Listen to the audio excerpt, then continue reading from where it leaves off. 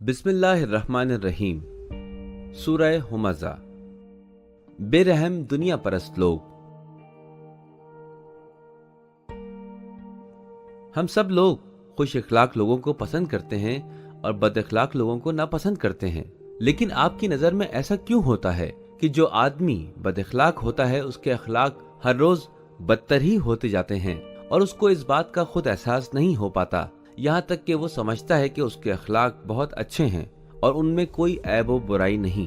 वो उस आदमी की तरह होता है जो दूसरों के ऐब निकालता रहता है और दुनिया में उसको इसके अलावा कोई और काम ही नहीं कि लोगों के ऐबों को तलाश करे और उन ऐबों को या तो खुद उनसे कहे या इस काम से उनका दिल तोड़े या उनके पीठ पीछे दूसरों को बताए और गीबत करे। कुरान करीम इस तरह के लोगों को हुमज़ा लुमज़ा कहता है, ऐब निकालने वाला और गीबत करने वाला। ये कितनी बुरी आदतें हैं। भला कोई क्यों सिर्फ लोगों के ऐबों को ही तलाश करता रहे? हो सकता है कि वो सोचता हो कि क्योंकि खुद पैसे वाला है तो कोई ऐब नहीं है और दूसरे सब लोगों से बेहतर है। हाँ, बिल्कुल ऐसा ही है। ये ज्यादा पैसा सबब बना है कि वो खुद को दूसरों से बेहतर और बालातर समझे। हर वक्त अपने पैसों को गिनता रहता है। दर हकीकत ये पैसा सबब बना है कि वो दुनिया में डूब जाए और आखिरत का इनकार कर दे। अल्लाह ताला इस तरह के लोगों को खबरदार कर रहा है और फरमाता है, वैलुन लिकुल्लि हुमज़तिन लुमज़ा अल्लज़ी जमअ मालन व अद्ददा।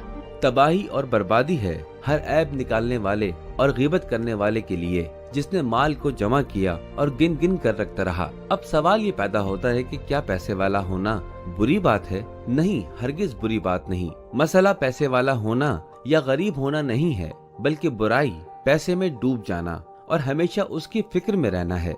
यानी इंसान इस दुनिया में कुछ इस तरह से डूब जाए कि फिर उस आखिरी दुनिया का ख्याल जहन से ही निकल जाए। ये शख्स इन पैसों की वजह से ये समझने लगा है कि उनके जरिए ताअबद इस दुनिया में रहेगा या अगर मर भी जाए तो पैसा उसकी कब्र में और कयामत में काम आ जाएगा। अल्लाह ताला कुरान में फरमा रहा है, यहसबु अन्ना मालहु अखलदा, और सोचता है कि उसका माल उसकी हमेशा की जिंदगी का बाइस बनेगा। लेकिन खुद अल्लाह उसका जवाब दे रहा है और इस बातिल सोच को रद्द कर रहा है और इस शख्स की जहन्नुम में जगह की निशानदही कर रहा है और फरमाता है, कल्ला लयुनबज़न्ना फिल हुतमा। हरगिज नहीं, वो जरूर हतमा में डाला जाएगा। बिल्कुल भी ऐसा नहीं है कि जैसा वो सोच रहा है, बल्कि उसको जल्दी मौत आ जाए और शायद बुढ़ापे तक भी ना पहुंच पाए और जब कयामत में आएगा तो उसको जहन्नुम में हतमा में डाल दिया जाएगा। अब आपके जहन में आ रहा होगा कि हतमा कहाँ है? हतमा खतरनाक आग है कि जिसकी अल्लाह ताला तफसील से अलबत्ता डरा देने वाले अंदाज से तौज़ीहात पेश कर रहा है। वमा अदराका मल हुतमा नारुल्लाहिल मूक़दा।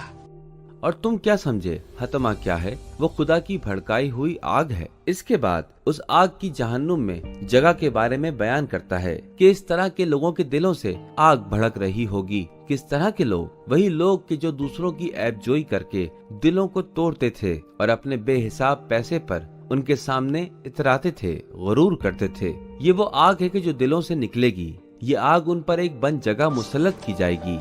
अल्लती तत्तलिउ अलल अफ़इदा इन्नहा अलैहिम मुअसदा फी अमदिन मुमद्ददा।